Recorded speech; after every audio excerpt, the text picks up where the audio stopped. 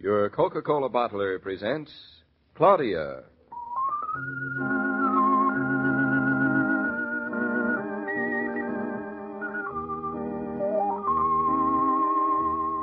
Claudia, based on the famous play and novels by Rose Franken.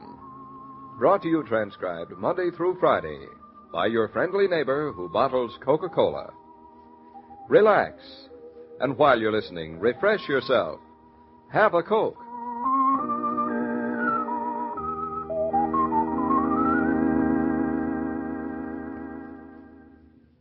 And now, Claudia.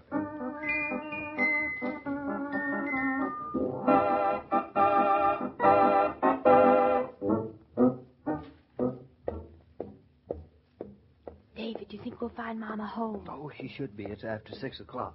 Well, she hasn't been home all day. Every time I called up, she wasn't home. Yeah, she's avoiding you, and I don't blame And her. what's more, she wasn't even here when I came this morning. Well, did she know you were coming? No. Then that's not the reason. Well, Mama is not the kind of woman that runs around all day. Mama is the kind of woman Mama is, and to stop deciding her life for. You're right, darling. Why can't I learn to stop worrying about her? Because we love her. You understand everything, don't you, darling? Mm-hmm. Even what doesn't make sense. Especially what doesn't make sense, like you. Well, here's Mama's door. Do you have your key still? I have my key still. Goodness sakes. You know, maybe I wish Mama weren't home now. Maybe it would be more fun to have her come in after us and find us here. What do you think? How many times have we done this, you and I? Putting our key in the lock in Mama's door. It's almost as if we weren't married. Did we do this when we weren't married? Well, when we were just married. That's almost as good as being weren't married. I don't know what's good about being weren't married. Nothing, darling. Nothing. Come on, open up. Let's go in and make ourselves to home. Well. Mama? Mama, come out, wherever you are. Hey, Mama. It be only us, your two country cousins. Mama? She's not home. Well, it seems not. David, where do you suppose? Wherever Mama is, whatever Mama is doing, it's perfectly all right. She is a big girl. I suppose so. After all, she is old enough to be my mother. Well, take off your hat, take off your coat, make yourself at home, Mr. Naughton. In Mama's absence, I am hostess. Yeah, don't mind if I do. Oh, it's nice here, isn't it? It's like coming home. Would you like to come home here? Nope. The only place for us to come home to is the farm. David, let's call up later. All right, we'll call. By then, Mama ought to be back, too. Well, of course, she's gone out to dinner. She couldn't. We're here. Mama does not know that we are here, remember? Oh. Well, she ought to know we're here, even without knowing. Oh. You know, she ought to have vibrations or twitches or something. Now, those are nice things to wish on your mother. Hey, Claudia. Yeah. Did you really try to make reservations for us at 8 hotels, or did you just say that for my benefit? I called not 8 hotels, my man, but 10 hotels. 10? And we are unwanted. You don't say. As far as hotels are concerned, we are to remain orphans in the storm. I have half a mind to call one myself. You mean you don't trust me? I trust you. Well, you know I love staying in hotels, David. Fresh sheets every night and fresh towels every morning. Maid service and no planning meals.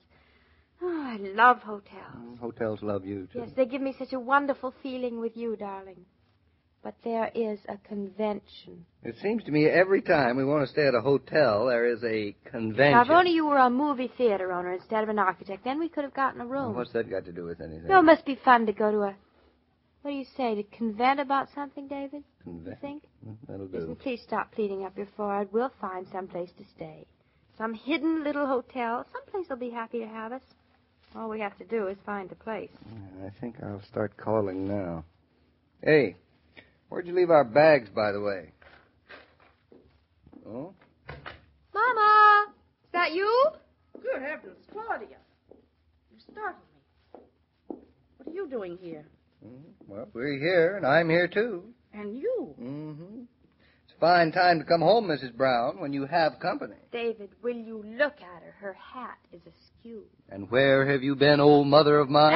Until so late? And would anybody mind telling me who invited you here? You tell her, David. Oh, why should we tell her anything? Well, that's right. Why should we? I see you have your hats and coats off. Well, take yours off, Mom. It's all right. Go ahead. Well, thank you so much. Here, I'll help you. I'm not so sure I want to stay in this room with you two. Oh, you're planning to go out again? Well, I just came home. From where? Well, I don't see that I have to tell you anything. That's right, Mother. You have your secrets. Well, I intend to. Yeah, well, where were you? Oh, you're as bad as she is.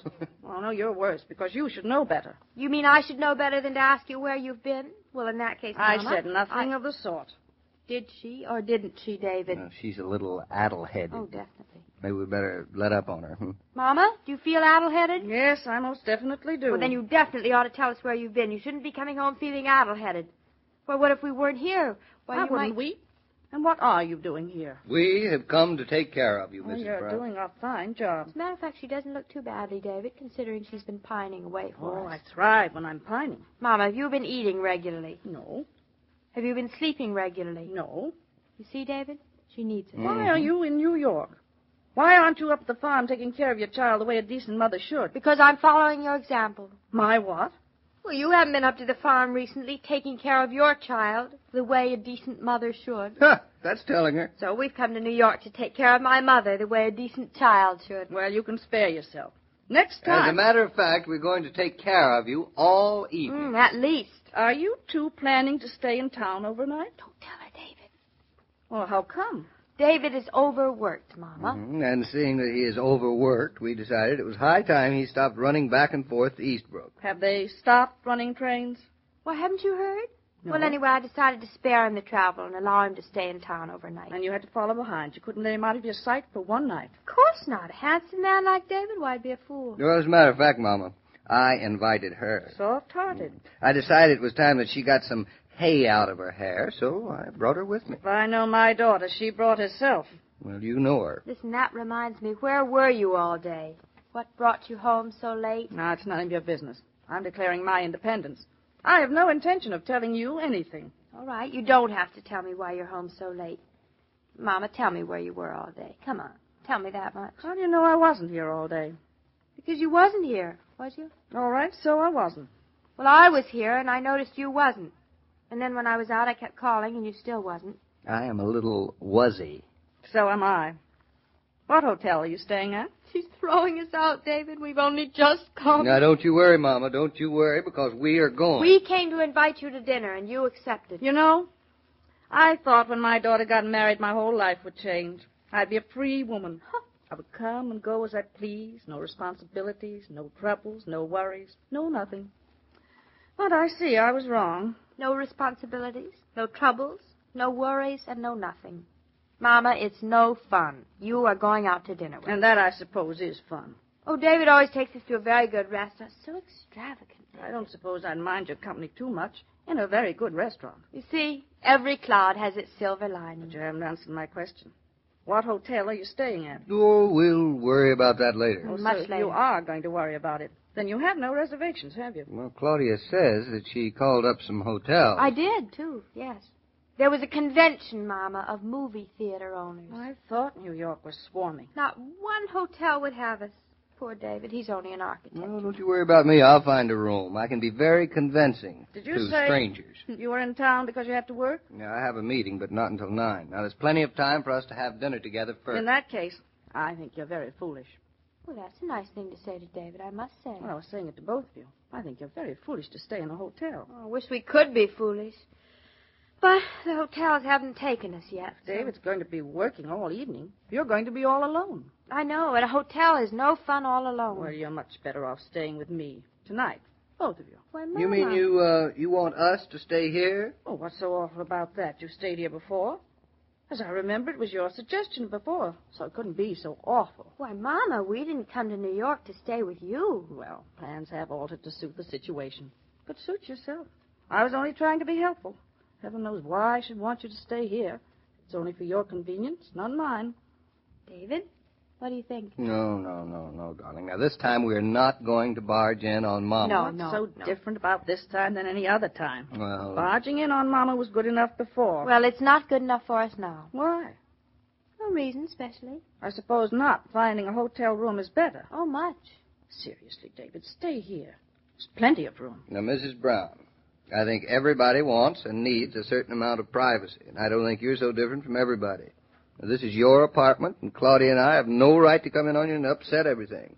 You have your own plans and your own life to live. So have we. We are a mother and a father and a child. We are a complete family unit, as the books say. Mm-hmm. And as 2/3 of a family unit, David and I should stay in a hotel when we come to New York. Oh, I couldn't agree with you more. I think you should stay in a hotel, but... You see, David, she didn't really mean to invite us. Wasn't it lucky we didn't accept? Oh, well, I wouldn't stay here anyway. This is the last place on earth, I'd say. I feel that way, too. Well, Mama doesn't even have matches around for a man to light his pipe with. Well, I don't usually have a man around to light, David. Mom and I never had any matches around for years. Did we, Mama? And I like the smell of a pipe. I always did. So do I, Mama. You know, I married David, I think, because of the smell of his pipe. Well. It's nice to find out at last why. Well, I wouldn't mind the smell of a pipe for a change, for one night. You'd like us to stay? I wouldn't mind. You're not so bad. Not as bad as you pretend. Well, what about me? Oh, you're worse. Oh, you're not so bad yourself, Mrs. Then it's settled. We accept your kind invitation, There's Mama. nothing kind about it. It's only sensible. We can have dinner right here, and David can go to his meeting without rushing, and then you won't be alone all evening. See how bossy she is, David? The minute she gets a chance. Well, I'm bossy, Always too. We'll stay here, Mama, but we'll go out to dinner and to a good restaurant. Well, since when don't you like my food, my nice food? Since when? Since tonight? If we are to accept your hospitality, Mrs. Brown, you can accept ours in return. Then we won't be beholden to you. I can see there's no point in arguing. None. Well, we better get going. We have to pick up our bags. Say, where'd you leave them, Claudia? What do you mean, leave what? The bags, of course. Where did you check them? I didn't check them. Well, you certainly didn't carry them around all day. David, do you think I'd go and spend $2 just to leave our bags someplace? David, you're married to a much better businesswoman than that. Oh, come on now. We don't have much time. Where did you leave them? I left them here, of course. Here? Well, Mama wasn't here, so I just stashed them away in the hall closet. Wasn't that bright? Claudia, were you planning to stay here all the time? Was I? You were, weren't you? Were I? I might have known. I have been hoodwinked, trapped, and bamboozled.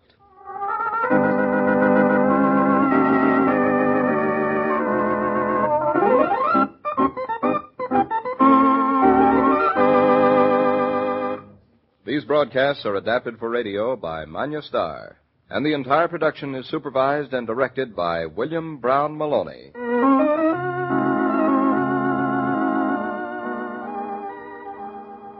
Do you act as delivery boy for the family groceries? If so, you'll be grateful week in and week out for that ingenious Coca-Cola carton. It's so easy to pick up, so easy to carry, even when your arms are full of bundles. And those 6 bottles of Coke are greeted so enthusiastically by the family, you're always glad you remembered the refreshment department. Every day, Monday through Friday, Claudia comes to you transcribed with the best wishes of your friendly neighbor who bottles Coca-Cola. So listen again tomorrow at the same time. And now this is Joe King saying au revoir. And remember, whoever you are, whatever you do, wherever you may be, when you think of refreshment, think of Coca-Cola. For Coca-Cola makes any pause the pause that refreshes. And ice-cold Coca-Cola is everywhere.